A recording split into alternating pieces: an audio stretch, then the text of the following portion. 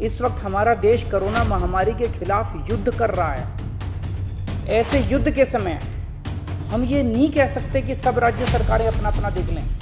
बड़े बड़े international countries, America, great Britain ने फार्मास्यूटिकल कंपनी से ऑर्डर दिया वैक्सीन का। हमारे प्रधानमंत्री जो आज भावुक होकर आंसू बहाकर देश की जनता को मजाक कर रहे हैं, उनको तो उसी वक्त ऑर्डर देना चाहिए था। वैक्सीन को लेकर मोदी सरकार से विपक्ष के सीधे सवाल हैं। पर्याप्त वैक्सीन क्यों नहीं? वैक्सीन सीधे केंद्र सरकार क्यों नहीं खरीदती? वैक्सीन लाने में देरी क्यों की? लेकिन इन सवालों पर सरकार का जवाब आया है। सरकार ने अपनी फैक्ट शीट रखकर जो दावे किए हैं उसके मुताबिक 2020 से ही दुनिया की बड़ी वैक्सीन निर्माता कंपनियों से सरकार बात कर रही है। दुनिया के किसी वैक्सीन निर्माता का प्रस्ताव अप्रूवल के लिए पेंडिंग नहीं है। केंद्र घरेलू प्रोडक्शन बढ़ाने में लगा हुआ है। कंपल्सरी लाइसेंसिंग का सुझाव कोई जादू की छड़ी नहीं है। केंद्र ने राज्यों पर जिम्मेदारी डालकर पल्ला नहीं छुड़ाया है।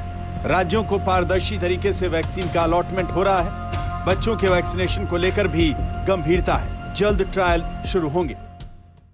हमने कई बार कई मुख्यमंत्रियों को, राहुल गांधी को, अरविंद केजरीवाल को ये कहते हुए सुना कि जो केंद्र सरकार है वो उचित कदम नहीं उठा रही है बाहर से वैक्सीन लाने के लिए। जो इंपोर्ट होना चाहिए वैक्सीन वो हम ठीक नहीं कर रहे हैं। सच्चाई क्या है?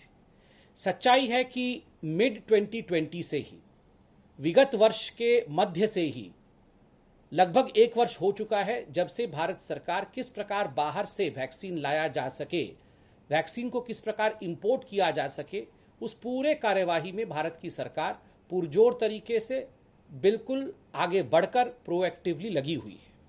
आपने यह भी देखा होगा, इन्हीं बातचीतों का नतीजा रहा है, इन्हीं नेगोशिएशंस का नतीजा रहा है कि जो स्पुतनिक वैक्सीन है, जो रशिया का स्पुतनिक वैक्सीन है, वो किस प्रकार से हिंदुस्तान में लाया गया।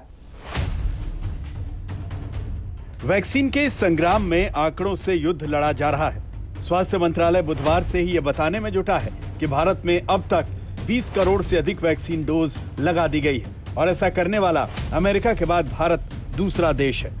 वैक्सीन के खात्मे से वैक्सीन सेंटर बंद हो जाने के राज्यों के दावे के बीच स्वास्थ्य मंत्रालय ने राज्यों को मिली वैक्सीन डोज का आंकड़ा भी रखा है। 45+ के लिए मुफ्त वैक्सीन और सीधी खरीद प्रक्रिया के तहत अब तक राज्यों को 22 करोड़ 16 लाख से अधिक डोज मिल चुकी है। इसमें खपत और बर्बादी कुल मिलाकर 20 करोड़ 17 लाख से अधिक डोज खत्म हो चुकी है।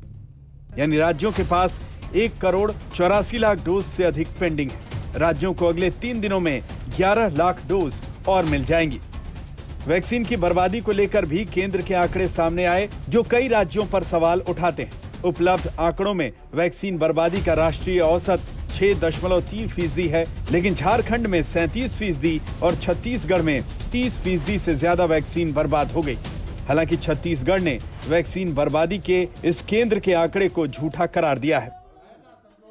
हास्यास्पद भी है, दुखद भी है और अफसोस होती है ऐसे ही जारी किए गए बयानों से कि राज्य और केंद्र के बीच में अच्छे संबंध बन के काम कैसे होगा।